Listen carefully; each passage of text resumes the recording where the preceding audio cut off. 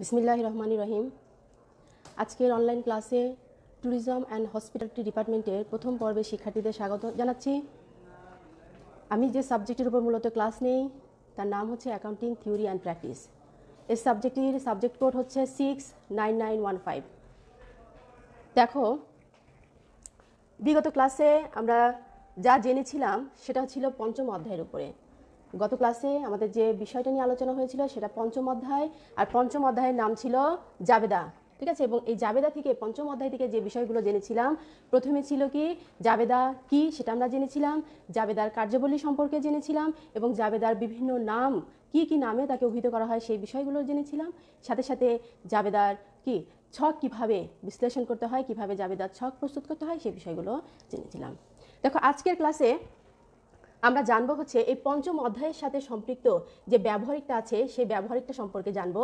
তাহলে আমরা আজকে জানবো ব্যবহারিক 3, এবং যেটা নাম হচ্ছে লেনদেন হতে জাবেদাকরণ। কিভাবে আমরা লেনদেনগুলো বিশ্লেষণ করব এবং বিশ্লেষণ করে সেখান থেকে আমরা জাবেদা প্রস্তুত করব। ঠিক আছে, আজকের ক্লাসে আমরা এই বিষয়টা জানবো।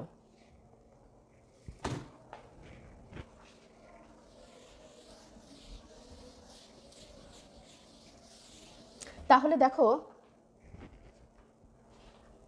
আমরা জানবো হচ্ছে কিভাবে লেনদেনগুলো থেকে ডেবিট ক্রেডিট নির্ণয় করে জাবেদার বহিতে লিপিবদ্ধ করা হয় সেই নিয়ম বলি আজকে আমরা জানবো।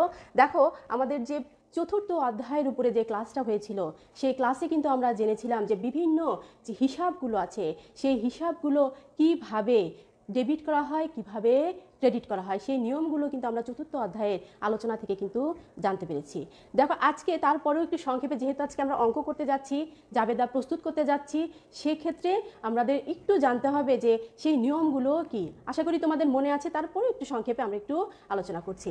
দেখো, একটা ব্যবসা প্রতিষ্ঠানে যত ধরনের হিসাব হয় সেই সমগ্র হিসাবকে 3টা ক্যাটাগরিতে ভাগ করে কি করা হয়, ডেবিট এবং ক্রেডিট নির্ণয় করা হয়েছিল। ঠিক আছে, তা প্রথম হিসাব ছিল কি ব্যক্তিবাচক হিসাব।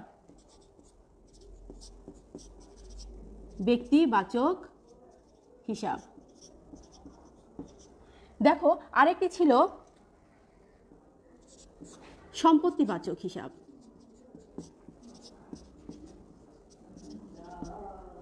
এবং আরেকটি ছিল নামিক হিসাব।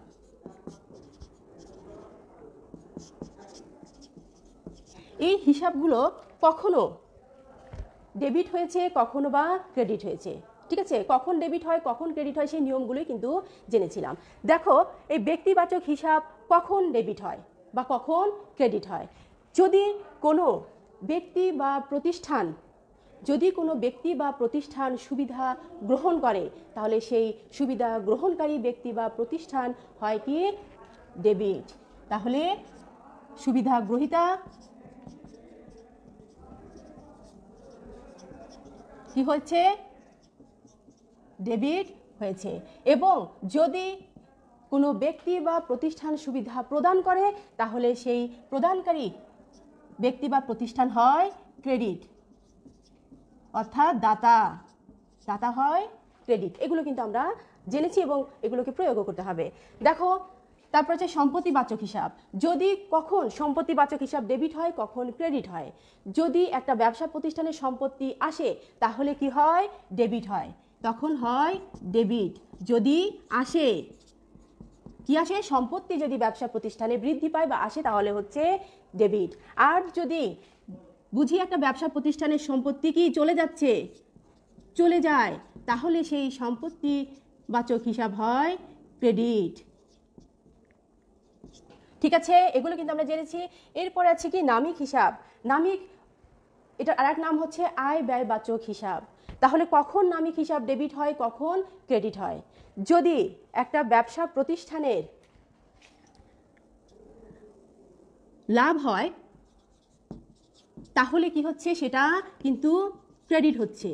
আর যদি ব্যবসা প্রতিষ্ঠানে কি হচ্ছে, ক্ষতি হয় তাহলে কিন্তু সেটা কি হয়, ডেবিট হয়। তাহলে বুঝতে পেরেছো কখন নামিক হিসাব ডেবিট হয়, যদি একটা ব্যবসা প্রতিষ্ঠানের ক্ষতি হচ্ছে বা লোকসান হচ্ছে তাহলে সেই হিসাবের খাতটি হচ্ছে ডেবিট, আর যদি ব্যবসা প্রতিষ্ঠানে কি হচ্ছে লাভ হচ্ছে বা আয় হচ্ছে তাহলে সেই হিসাবের খাতটি হচ্ছে ক্রেডিট। এগুলো কিন্তু আমরা বিগত ক্লাসে জেনেছিলাম। এবং দেখো, ধরো এই সূত্র আমাদের মনে নেই বা বিভিন্ন সময় দেখা যায় যে যখন আমরা পরীক্ষা হলে বসি বা অঙ্ক করতে বসি তখন সূত্র আমাদের মনে আসছে না বা পারছি না, বা লেনদেনটাকে কী করছি সঠিকভাবে বিন্যাস করে ডেবিট ক্রেডিট নির্ণয় করতে পারছি না, তখন সেই মুহূর্তে কিভাবে আমরা খুব সহজে এবং খুব সহজ কি কৌশল প্রয়োগ করে কিন্তু আমরা ডেবিট ক্রেডিট নির্ণয় করতে পারি। আজকের ক্লাসে কি এই সূত্র যদি নাও পারে তারপরেও আমরা কিভাবে সকল শিক্ষার্থী খুব সহজে এই একটা লেনদেনের ডেবিট ক্রেডিট নির্ণয় করতে পারে সেই সহজ কৌশলটা একটু জানবো, ঠিক আছে, যাতে সকল শিক্ষার্থী জাবেদা প্রস্তুত করতে পারে। হ্যাঁ, এখন দেখো, তোমার একটা ব্যবসা প্রতিষ্ঠানে, ধরো যে কোনো ব্যবসা প্রতিষ্ঠান, সেটা ছোট ব্যবসা প্রতিষ্ঠানই হোক আর বড় ব্যবসা প্রতিষ্ঠানই হোক, হ্যাঁ, বা মাঝারি ব্যবসা প্রতিষ্ঠানই হোক না কেন, সেই ব্যবসা প্রতিষ্ঠানে যখন কি হবে একটা ব্যবসা লেনদেন সংগঠিত হবে, লেনদেন সংগঠিত হওয়ার সাথে সাথে তোমাকে কি করতে হবে, একটা বিষয় তোমাকে খেয়াল করতে হবে। যখনই ব্যবসা প্রতিষ্ঠানে লেনদেন সংগঠিত হবে, লেনদেন সংগঠিত হওয়ার সাথে সাথে সেই লেনদেনগুলোকে ডেবিট ক্রেডিট নির্ণয় করতে হয়। নির্ণয় করার সময় তোমাকে কি একটা বিষয় শুধু খেয়াল করতে হবে, এবং খেয়াল করে আমাদের সহজেই আমরা সেই লেনদেনের ডেবিট ক্রেডিট নির্ণয় করতে পারবো। তাহলে সেই বিষয়টা কি, ধরো তুমি যখন একটা ব্যবসা প্রতিষ্ঠানে লেনদেন করলে আমরা কিন্তু বুঝতে পারবো যে একটা ব্যবসা প্রতিষ্ঠানে যখন লেনদেন করে বুঝতে পারবো যে তোমার ব্যবসায় টাকা আসছে না টাকা চলে যাচ্ছে, ঠিক আছে। এখন দেখো, যখন তুমি কি করবে,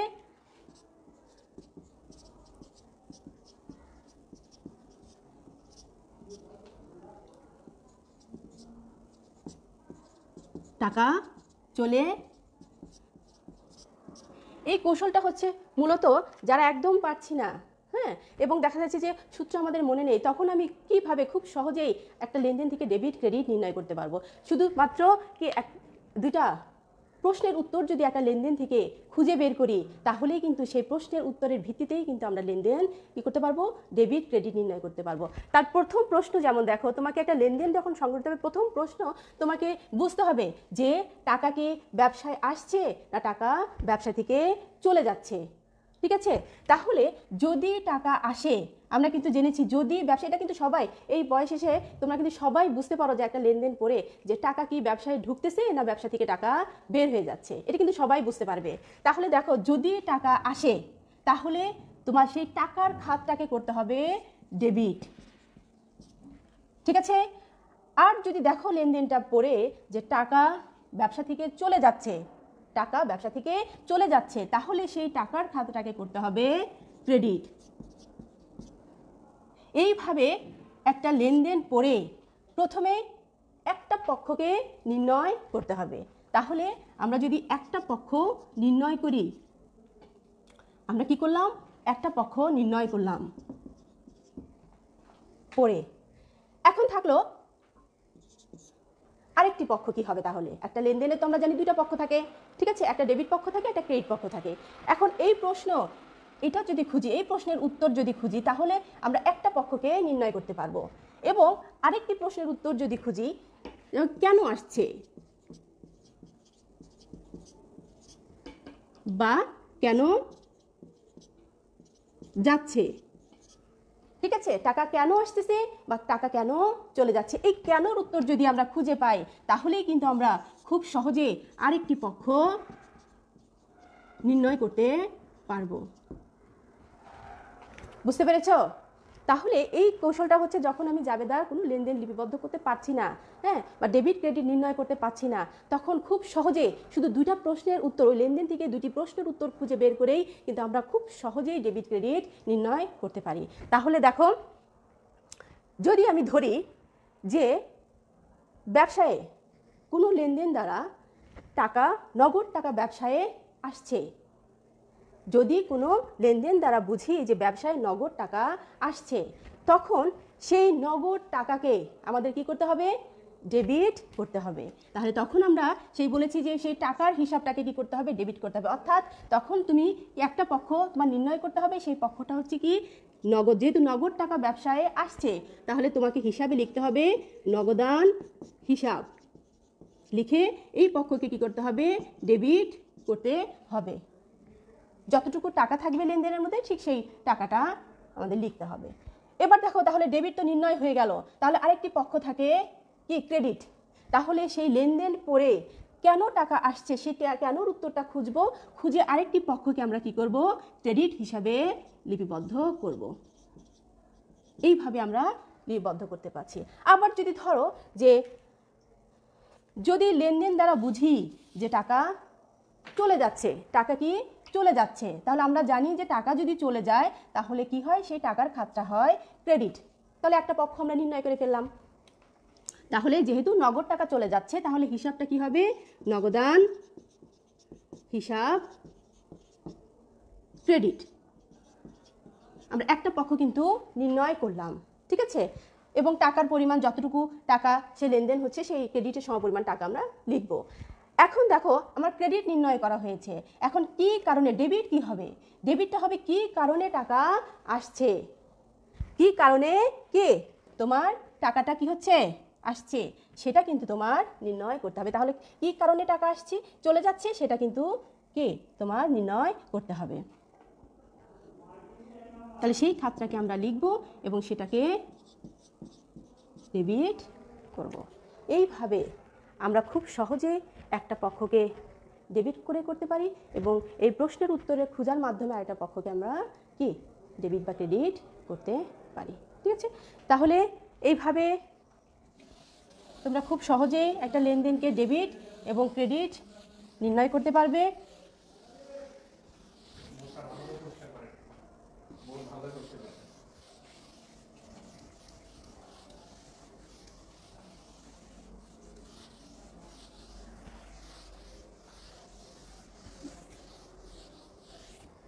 দেখো, যেহেতু আজকে আমাদের ক্লাস হচ্ছে মূলত আমরা নিব হচ্ছে ব্যবহারিক 3-এর উপরে, যেটা বলছে কি লেনদেন হতে জাবেদা প্রস্তুত, ঠিক আছে। তাহলে এই ধরনের এতক্ষণ যে আমরা আলোচনা করলাম এই ধরনের কিছু লেনদেন আমরা কি লিখব এবং সেই লেনদেনগুলোকে বিন্যাস করে কিভাবে জাবেদার বইতে লিপিবদ্ধ করা হয় সেই বিষয়টা একটু দেখব, ঠিক আছে। তাহলে দেখো, তোমাদের ব্যবহারিক 3-এ অনেক ধরনের লেনদেন তোমরা দেখতে পাবে, উদাহরণে আছে, অনুশীলনীতে আছে। প্রদত্ত লেনদেন হতে জাবেদাকরণ।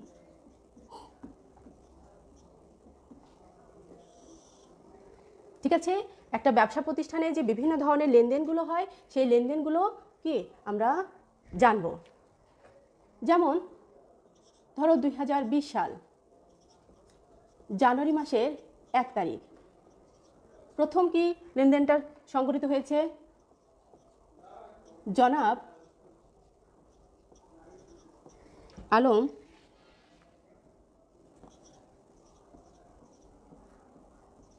$1,00,000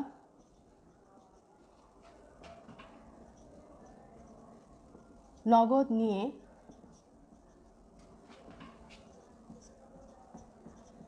ব্যবসা শুরু করলেন।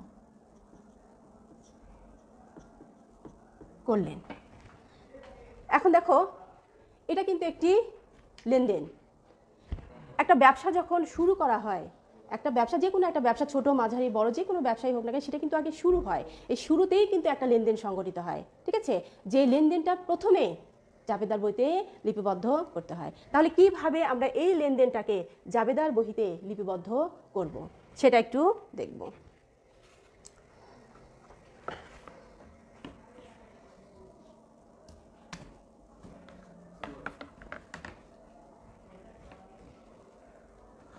আমরা গত ক্লাসে কিন্তু দেখেছিলাম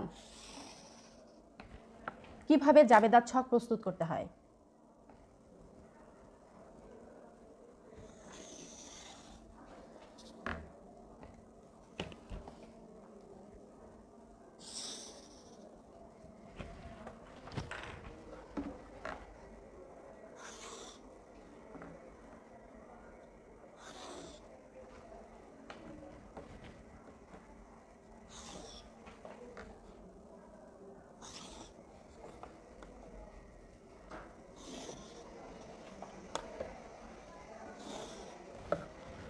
দেখো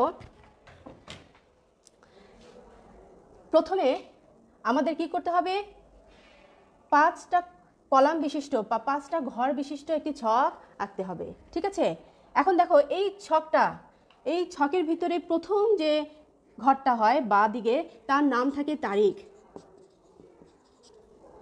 দ্বিতীয় যে ঘরটি থাকে তার নাম হচ্ছে বিবরণ, তৃতীয় ঘরটি যেটা সেটা হচ্ছে খতিয়ান পৃষ্ঠা, চতুর্থ ঘর থাকবে ডেবিটের টাকা, তার ডেবিটে কী পরিমাণ টাকা হয় সেটা লিখতে হবে, এবং পঞ্চম যেটা ক্রেডিটে টাকা। ঠিক আছে, তাহলে আমাদের ঘর প্রস্তুত করতে হবে ঠিক এইভাবে।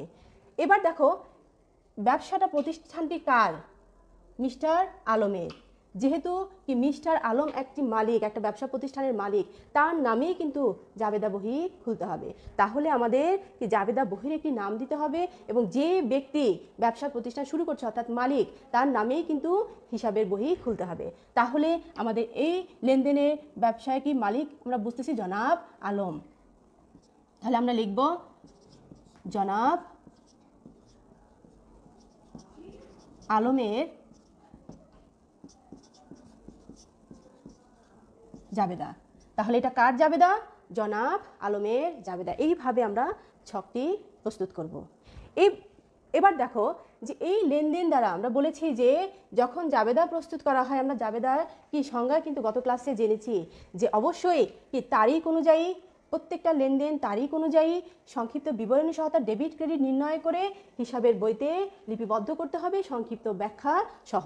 সেই কাজগুলোই এখন আমরা করব। ঠিক আছে, তাহলে দেখো এই লেনদেন দ্বারা আমরা কি বুঝতে পারছি। দেখো জনাব আলম 1 লাখ টাকা নগদ নিয়ে ব্যবসা শুরু করলো, তাহলে আমরা বলেছি যদি টাকা আসে তাহলে কি হয়, টাকা হিসাবটাকে ডেবিটে লিখতে হয়। ঠিক আছে, তাহলে দেখো আমরা লিখলাম সেই হিসাবে। এবং আরেকটা জিনিস জাবেদা করার সময় সব সময় তোমাদের মনে রাখতে হবে যে এই যে মিস্টার আলম ইনি কিন্তু একটি কি ব্যক্তি সত্তা, এবং এই ব্যবসা কিন্তু একটি কৃত্রিম ব্যক্তি সত্তা, এটা সবসময় মাথায় রাখতে হবে বা মনে রাখতে হবে তোমাদের। ঠিক আছে, তাহলে এই কৃত্রিম ব্যক্তি সত্তার যদি আর্থিক অবস্থার পরিবর্তন হয় তাহলেই কিন্তু সেটা লেনদেন হচ্ছে। তাহলে এখানে আমরা বুঝতে পারছি লেনদেন দ্বারা যে ব্যবসায়ে নগদ টাকা কি হচ্ছে, বৃদ্ধি পাচ্ছে। তাহলে দেখো এইখানে দেখো এই লেনদেনটা তাহলে ডেবিট করব, এবং কত তারিখে সেই লেনদেনটা হয়েছে, 2020 সাল এবং জানুয়ারি মাস। তারিখের ঘরে একটু খেয়াল করতে হবে যে যখন আমরা তারিখের ঘর লিখব, তারিখের ঘরে দুটি অংশ থাকে। প্রথম অংশে থাকে হচ্ছে সাল এবং মাসের নাম, এবং দ্বিতীয় যে অংশ সেই অংশে তোমাদের শুধু তারিখ লিখতে হয়। যেমন এটি 1 তারিখের লেনদেন, আমরা সেই হিসাবে তারিখের ঘরটা এভাবে সাজিয়ে লিখব। এখন দেখো আমরা কি বলেছি যে প্রত্যেকটা লেনদেনে দুটি পক্ষ নির্ণয় করতে হবে। তাহলে এই লেনদেন দ্বারা বুঝলাম যে নগদ টাকা ব্যবসায়ে কে এসেছে, তাহলে নগদান হিসাব ডেবিট, নগদান হিসাব ডেবিট।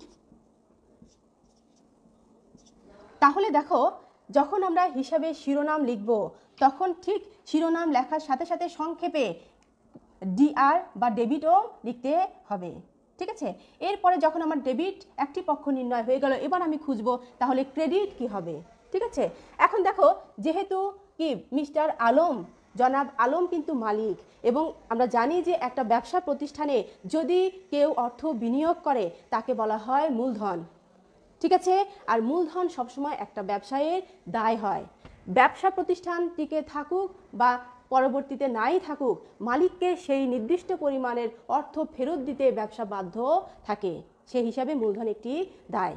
বুঝতে পারছো, তাহলে কি হচ্ছে আরেকটি হিসাব কি হচ্ছে, মূলধন হবে। তাহলে মূলধন হিসাব হবে ক্রেডিট, আর মূলধন একটি দায়, আমরা সূত্রে জেনেছি দায় বাড়লে ক্রেডিট হয়। আরেকটি খেয়াল করতে হবে, যখন আমরা ক্রেডিটের শিরোনামটি লিখব তখন ডেবিটের প্রথম লাইনে যে ডেবিটের শিরোনাম ঠিক তার একটু ডান থেকে ক্রেডিটের শিরোনাম লিখতে হবে। মূলধন হিসাব ক্রেডিট। এবার দেখো ডেবিট এবং ক্রেডিট কিন্তু আমার নির্ণয় হয়ে গেল। এবার দেখো টাকার পরিমাণ, যতটুকু সুবিধা গ্রহণ করেছে ব্যবসা ততটুকুই কিন্তু আবার প্রদান করা হয়েছে।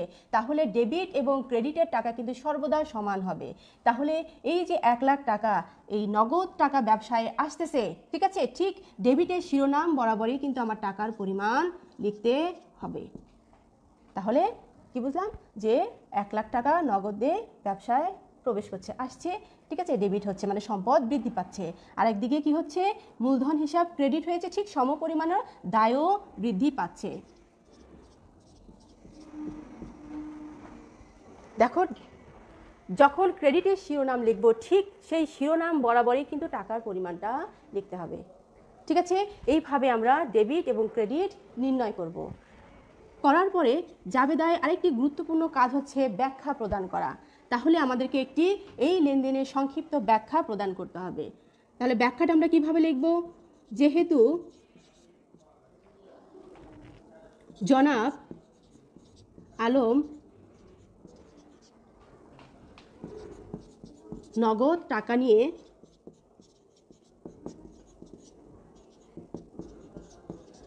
ব্যবসা শুরু করলো,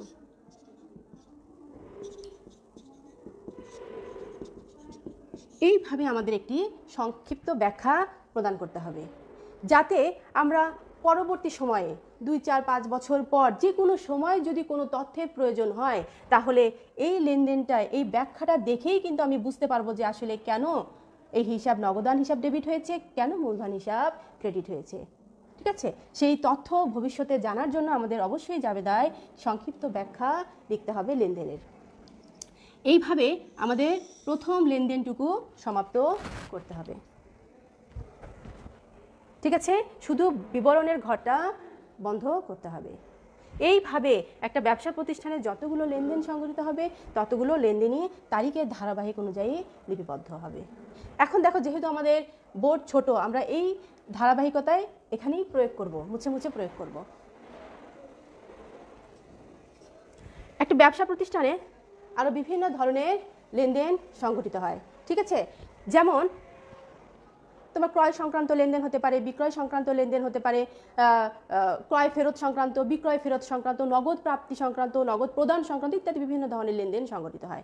কিন্তু একটা ব্যবসা প্রতিষ্ঠানে সব সময় দেখবে যে সেই ব্যবসা প্রতিষ্ঠানের প্রধান লক্ষ্য কিন্তু একটা ব্যবসায়ের মুনাফা অর্জন করা, আর মুনাফা অর্জনের উদ্দেশ্যে কিন্তু ওই ব্যবসা প্রতিষ্ঠানের অবশ্যই কোনো পণ্য ক্রয় বা বিক্রয় হয়ে থাকে, এই ধরনের লেনদেন অবশ্যই সংগঠিত হবে, ঠিক আছে। তাহলে অনেক ধরনের লেনদেন আমরা জানবো, কিন্তু প্রথমে আমরা জানবো হচ্ছে একটা ব্যবসা প্রতিষ্ঠানের ক্রয় সংক্রান্ত কি কি লেনদেন সংগঠিত হয়, ঠিক আছে। তাহলে দেখো আমরা কি বলেছি যে একটা ব্যবসা প্রতিষ্ঠান কি মুনাফা অর্জন করতে গেলে অবশ্যই কোনো পণ্য হয় ক্রয় করবে এবং সেটা আবার বিক্রয়ের মাধ্যমে প্রফিট অর্জন করবে। তাহলে দেখো ক্রয় সংক্রান্ত লেনদেনের মধ্যে আমরা যদি কিছু লেনদেন বিন্যাস করি, যেমন নগদে পণ্য ক্রয় করা হলো 10,000 টাকা, এই লেনদেনটাকে কিভাবে আমরা জাবেদার বইতে লিপিবদ্ধ করব। এখন দেখো আমরা বলেছি যে পণ্য কি হচ্ছে ক্রয় করতেছে কি নগদে, আমরা সবাই জানি বা আমরা কিন্তু সবাই জানি যে পণ্য ক্রয় করলে কি হয়, টাকা কিন্তু চলে যায়, ঠিক আছে। আর আমরা শিখেছি যে লেনদেন পড়ে প্রথমেই আমি খেয়াল করব যে টাকা আসছে না টাকা চলে যাচ্ছে, ঠিক আছে। তাহলে আমরা দেখলাম যে এই লেনদেনের দ্বারা কি নগদ টাকা, এই নগদ টাকা কি হচ্ছে চলে যাচ্ছে। আমরা যদি কোনো মার্কেটে যাই কোনো কিছু কিনি তাহলে কিন্তু অবশ্যই আমার টাকা চলে যায়, তাহলে সেই স্বাভাবিক সেন্স থেকে তো আমরা সবাই এই ধরনের লেনদেনগুলো বুঝতে পারবো। তাহলে আমরা কিভাবে এই লেনদেনটাকে হিসাবের বইতে লিপিবদ্ধ করব, দেখো আমি এই ছকের ভিতরেই করছি। তাহলে প্রথমে আমাকে দেখতে হবে তারিখ, আজকে এই লেনদেনটা সংঘটিত হয়েছে 2 তারিখে, ঠিক আছে। তাহলে আমি দেখলাম যে ক্রয় দ্বারা কি হচ্ছে নগদ টাকা চলে যাচ্ছে, তাহলে প্রথমে একটা পক্ষকে আমি নির্ণয় করলাম। তাহলে নগদ টাকা চলে গেলে কি হয়, নগদান হিসাব ক্রেডিট হয়। কত টাকা চলে যাচ্ছে, 10,000 টাকা, ঠিক শিরোনাম বরাবর 10,000 টাকা লিখলাম। এখন আমি চিন্তা করব ক্রেডিটের শিরোনাম তো পেলাম, তাহলে ডেবিট কি হবে।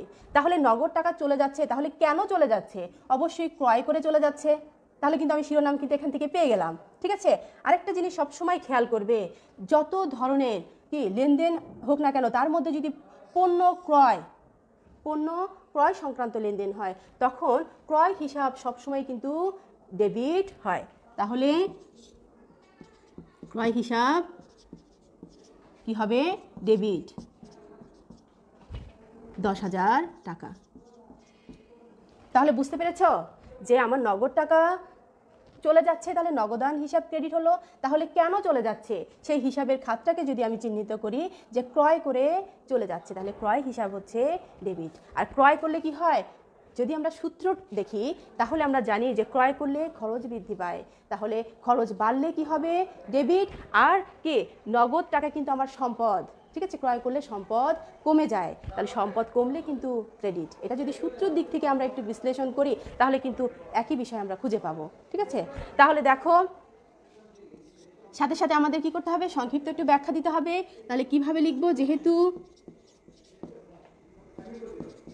নগদে পণ্য ক্রয় করা হলো, ব্যাখ্যাটা আমরা আমাদের নিজেদের মতো সাজিয়ে লিখব।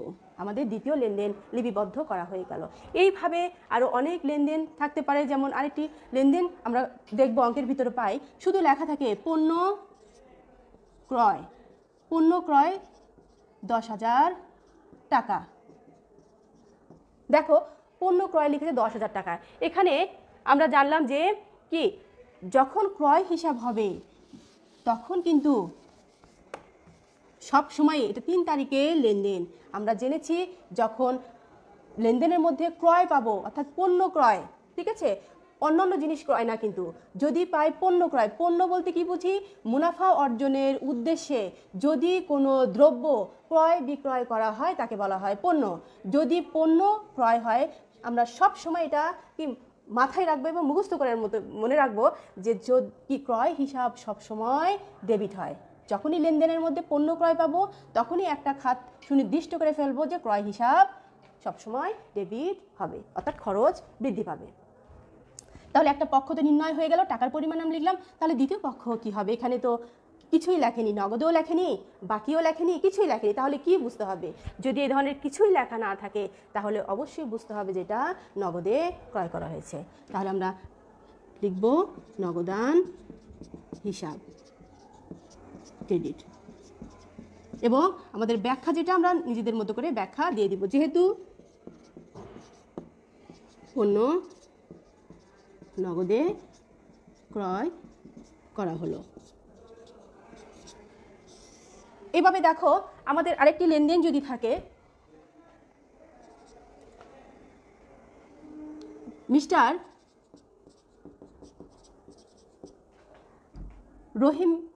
রহিমের নিকট থেকে নগদে পণ্য ক্রয় 10,000 টাকা। তাহলে দেখো এখানে কিন্তু পণ্য ক্রয় করা হয়েছে, তাহলে আমরা জানি পণ্য ক্রয় দেখলেই প্রথমেই আমাদের সেই শিরোনামটা নির্দিষ্ট করব যে ক্রয় হিসাব ডেবিট। ঠিক আছে, তাহলে ক্রয় হিসাব তো ডেবিট করলাম 10,000 টাকা, কিন্তু কি বলেছে? মিস্টার রহিমের নিকট থেকে নগদে পণ্য ক্রয় করেছি। তাহলে নগদ মানে হচ্ছে কি টাকা চলে যাচ্ছে, তাহলে আমাদের লেনদেন কি হবে? নগদান হিসাব ক্রেডিট 10,000 টাকা। নাম থাকলেও কি আসবে? যেহেতু নগদ টাকা চলে যাচ্ছে নগদান হিসাব ক্রেডিট হবে। এবং কি সাথে সাথে কারণটা আমাদের লিখতে হবে যে যেহেতু মিস্টার রহিম নিকট থেকে নগদে পণ্য ক্রয় করা হলো। এইভাবে আমরা লেনদেনটি লিপিবদ্ধ করব। টাকা তো 10,000 ডেবিট, 10,000 ক্রেডিট। এরপরে দেখো আরও কিছু ক্রয় সংক্রান্ত জাবেদা আমরা দেখব।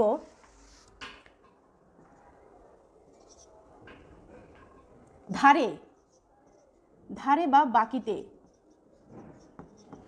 পণ্য ক্রয়। টাকাটা সমপরিমাণ দিচ্ছি আমাদের অঙ্ক করার সুবিধার জন্য, 10,000 টাকা। তাহলে দেখো একটা ব্যবসা প্রতিষ্ঠানে যে শুধুমাত্র নগদেই ক্রয় বিক্রয় হয় তা না, ধারেও কিন্তু কি হয়? পণ্য ক্রয় বিক্রয় হয়। তাহলে যদি ধারে বা বাকিতে পণ্য ক্রয় করি তাহলে লেনদেনটা কিভাবে লিপিবদ্ধ হবে? তাহলে দেখো আমরা প্রথমেই একটা পক্ষকে নির্দিষ্ট করে ফেলবো যে যেহেতু বলেছে পণ্য ক্রয়, তাহলে ক্রয় হিসাব ডেবিট, এটা নিয়ে তো কোনো চিন্তা নেই। কিন্তু ক্রেডিট কি হবে? ঠিক আছে, ক্রেডিট কি হবে? পণ্য ক্রয় করেছি, খরচ বৃদ্ধি পেয়েছে, কিন্তু টাকাটা কিভাবে পরিশোধ হচ্ছে? এটা তো বাকিতে হয়েছে।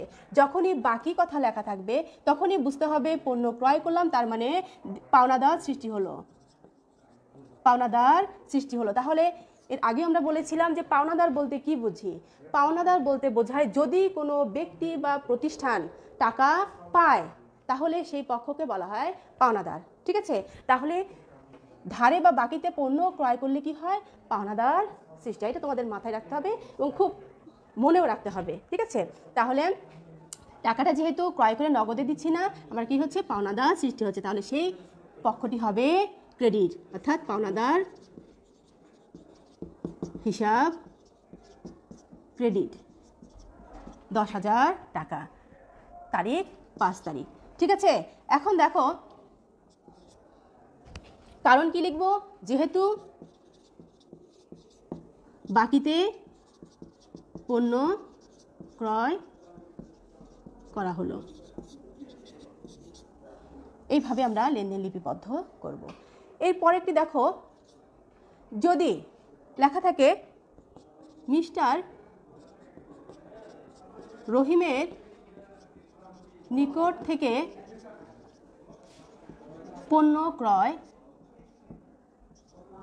10,000 টাকা, তাহলে আমরা দেখো মিস্টার রহিমের নিকট থেকে পণ্য ক্রয় করেছি 10,000 টাকা। যেহেতু ক্রয় খরচ বৃদ্ধি পেয়েছে, ক্রয় হিসাব সবসময় ডেবিট, ক্রয় ডেবিটের তো কোনো পরিবর্তন হচ্ছে না। তাহলে ক্রেডিট কি হবে? যেহেতু আগেরটায় বাকি ছিল আমরা লিখেছিলাম পাওনাদার, ঠিক আছে, তার আগেরটায় নগদে টাকা পরিশোধ করেছিলাম, লিখেছিলাম নগদান হিসাব, কিন্তু এখানে নগদ বাকি কিছুই লেখা নাই, কিন্তু একটা ব্যক্তির নাম লেখা আছে। ঠিক আছে, তাহলে তোমাদেরকে বুঝতে হবে অবশ্যই সেই ব্যক্তির কাছ থেকে আমি পণ্য নিয়ে আসছি, অবশ্যই সেটা বাকিতে, সেই হিসাবে মিস্টার রহিম একজন কি পাওনাদার, সেটা তোমাদের মাথায় রাখতে হবে। যেহেতু যখন আমি বাকিতে পণ্য, আগের লেনদেনে বাকিতে পণ্য ক্রয় করেছিলাম, কিন্তু সেখানে সেই পাওনাদার কোন ব্যক্তি সুনির্দিষ্ট করা ছিল না, এই জন্য শুধু পাওনাদার হিসাবে লিপিবদ্ধ করেছিলাম। কিন্তু এখনের লেনদেনে কিন্তু মিস্টার রহিমের কাছ থেকেই পণ্য ক্রয় করেছি, পাওনাদারটা সুনির্দিষ্ট, এই জন্য তার নামেই হিসাব লিখতে হবে। তাহলে আমরা কি লিখব? মিস্টার রহিম হিসাব বা রহিম হিসাব ক্রেডিট টাকা 10,000। তাহলে কারণটা আমরা সেভাবেই লিখে দিব, যেহেতু মিস্টার রহিমের নিকট থেকে পণ্য ধারে ক্রয় করা হলো, যদিও ধার লেখা নেই কিন্তু এটা ধারে লেনদেন, এটা আমাদেরকে মনে রাখতে হবে। এবং সর্বশেষে আরেকটি লেনদেন আমরা দেখব, যে এই ক্রয় সংক্রান্ত আরেকটি লেনদেন আমরা দেখতে পাই 7 নম্বরে। দেখো 7 তারিখে যদি আমরা ধরি, চেকে আমরা কিন্তু শুধুমাত্র নগদে বা বাকিতেই লেনদেন করি না, আমরা কিন্তু চেকের মাধ্যমেও ক্রয় বিক্রয় করি। তাহলে চেকের মাধ্যমে যদি ক্রয় করি তাহলে সেই লেনদেনটা কিভাবে লিপিবদ্ধ হবে? চেকের মাধ্যমে পণ্য ক্রয় 10,000 টাকা। তাহলে দেখো আমাদের মনে রাখতে হবে, যেহেতু পণ্য ক্রয় করেছি একটি পক্ষ নির্দিষ্ট করে ফেললাম, ক্রয় হিসাব ডেবিট, তাহলে ক্রেডিট কি হবে? যেহেতু চেকের মাধ্যমে, অর্থাৎ আমরা কিন্তু জানি বর্তমানে কিন্তু যে চেক, আমরা কিন্তু জানি যে আমাদের টাকা দুই জায়গায় থাকে, একটা হচ্ছে ব্যবসায়ে নগদ তহবিলে থাকে, আর একটা হচ্ছে ব্যাংকে কিন্তু আমাদের কিছু টাকা গচ্ছিত থাকে। এখন দেখো যত লেনদেনই হোক আমরা এই দুটি তহবিল থেকে কোনো না কোথাও থেকে লেনদেন করে থাকি। ঠিক আছে, এখন দেখো যদি চেকের মাধ্যমে লেনদেন হয় তাহলে বুঝতে হবে যে আমার ব্যাংক নামক যে সম্পদটা আছে, ব্যাংকে যে আমার টাকা গচ্ছিত সেখান থেকে টাকা চলে যাচ্ছে। তাহলে সেই হিসাবে আমি পণ্য ক্রয় করেছি, ক্রয় হিসাব খরচ বৃদ্ধি পেয়েছে, ডেবিট হয়েছে, কিন্তু টাকাটা প্রদান করেছি কোথা থেকে? ব্যাংক থেকে, চেকের মাধ্যমে। ঠিক আছে, তাহলে কোন সম্পদ কমবে? ব্যাংক। তাহলে ব্যাংক হিসাব হবে ক্রেডিট 10,000 টাকা এবং ক্রয় হিসাব হবে ডেবিট 10,000 টাকা, টাকা সমপরিমাণ লিখতে হবে। এইভাবে কারণ আমরা কি লিখব? যেহেতু চেকের মাধ্যমে পণ্য ক্রয় করা হলো। ঠিক আছে, এইভাবে আমাদের যত লেনদেন হোক না কেন একটা নির্দিষ্ট সময়ের মধ্যে আমরা ওই লেনদেনগুলো কীভাবে ধারাবাহিকভাবে, এটা 7ম তারিখের লেনদেন, আমরা ধারাবাহিকভাবে এভাবে লিপিবদ্ধ করব এবং লিপিবদ্ধ করার পরে আমাদের সর্বশেষ যেটা কাজ হবে সেই কাজটা হচ্ছে এই ডেবিটের টাকা এবং এই ক্রেডিটের টাকা, এই ডেবিট এবং ক্রেডিটের টাকার মোট যোগফল নির্ণয় করব। অর্থাৎ মোট ওই নির্দিষ্ট সময়ে লেনদেনে কত টাকা ডেবিট হলো এবং কত টাকা ক্রেডিট হলো। আমি যতগুলো 7টা লেনদেন লিপিবদ্ধ হয়েছে সেই 7টা লেনদেনের ভিতরে আমার ডেবিট হয়েছে 1,60,000 টাকা। ঠিক যতটুকু টাকা ডেবিট হয়েছে ঠিক সমপরিমাণ টাকাই কিন্তু ক্রেডিট হয়েছে, ক্রেডিটও হবে 1,60,000 টাকা। এইভাবে আমরা আমাদের জাবেদা বহিতে জাবেদাগুলো লিপিবদ্ধ করব এবং সেটা সমাপ্ত করব। ঠিক আছে, এবং উত্তরে আমরা লিখব মোট জাবেদার যোগফল 1,60,000 টাকা। এভাবে আমরা আমাদের জাবেদা প্রস্তুত করব এবং হিসাবের বইতে লিপিবদ্ধ করব। আশা করি শিক্ষার্থীরা বুঝতে পেরেছ। আগামী ক্লাসে আবার এগুলো নিয়ে আলোচনা হবে, জাবেদা নিয়ে আলোচনা হবে। ঠিক আছে, ততক্ষণ পর্যন্ত তোমরা ভালো থাকবে, সুস্থ থাকবে এবং বাসায় ব্যবহারিক 3-এর যে অঙ্কগুলো আছে, জাবেদাগুলো আছে, সেগুলো বাসায় প্রস্তুত করবে এবং সূত্র এবং যে সহজ কৌশলটা আমরা বলেছি সেই সহজ কৌশলটাকে প্রয়োগ করার চেষ্টা করবে। ঠিক আছে, আচ্ছা, ভালো থাকো।